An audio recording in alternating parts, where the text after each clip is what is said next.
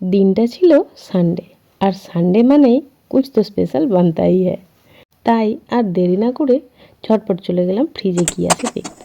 দেখলাম ফ্রিজে মাছ রয়েছে, দুটো আলু আর মাছ দুটো আলাদা আলাদা করে ভালো করে সিদ্ধ করে নিয়েছি।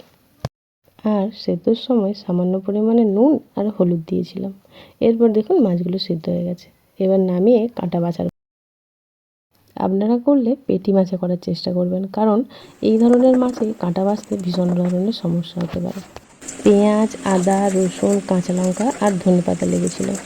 আদা আর রসুনটা ভালোভাবে পেস্ট করে নিয়েছি। এরপর একটা জাম নিয়েছি, জামে দুটো ডিম আর একটু গোলমরিচের গুঁড়ো দিয়ে খুব ভালোভাবে ফাটিয়ে নিতে হবে।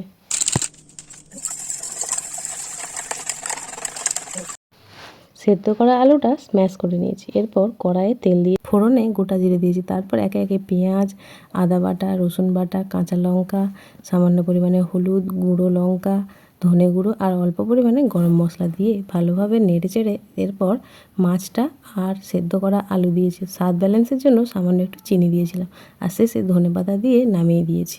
ফিশ ফিঙ্গারের পুরটা কিন্তু রেডি। আমার কাছে ব্রেড ক্রাম্বস ছিল না, তাই সকালে কিনে রাখা পাউরুটিটাকে মিক্সিতে ভালোভাবে ব্লেন্ড করে নিয়েছি। দেখুন ব্রেড ক্রাম্বস রেডি। এরপর মাছের ওই পুরগুলোকে ছোট্ট ছোট্ট আকারে আপনি যে কোনো শেপ দিতে পারেন। ছোট্ট ছোট্ট আকারে নিয়ে একবার মিশ্রণটার মধ্যে আর একবার ব্রেড ক্রাম্বসে ডুবিয়ে নিতে হবে। আপনি চাইলে ডবল কোটিংও করতে পারেন।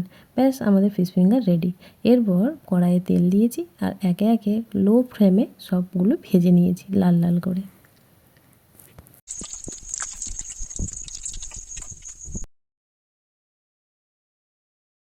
আমার কিন্তু সমস্ত ফিশ ফিঙ্গারগুলোই ভাজা হয়ে গেছে। এরপর ডেকোরেশনের পালা। চিলি সস আর টমেটো সস দিয়ে পরিবেশন করে দিয়েছি। আর দেখুন কীরকম হয়েছিল।